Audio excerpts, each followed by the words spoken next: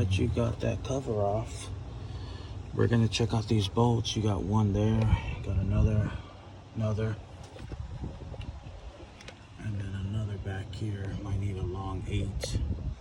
But that's basically what it is. Then you got another short one here, and here. That's it. Just gonna take off those bolts. I did forget to mention about this hose that's connected there. So I just need to take that off, and once you get the other bolts off, you can pull it right off. And then of course take off the cap. But alrighty, so once you take off all the bolts, just pop this up and it comes right out. Get this. I don't think you really need to take that off. So just get this back a little bit.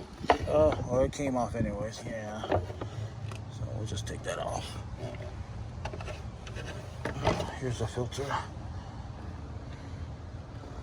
So we're gonna change this part out right now.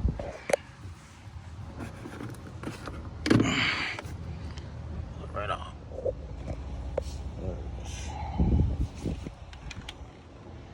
Just clean that up. Make sure it's good. The part number. Let's go and put it on.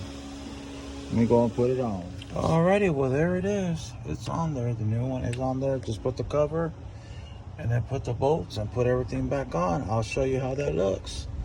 Here we go. Alright, I put everything back on this plate.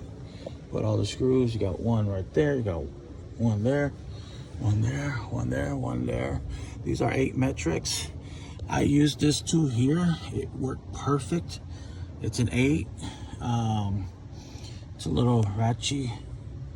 You know, it's a little handheld.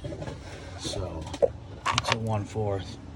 Really small. This is what I use besides the pliers. But honestly, I don't even think you really have to take that part off.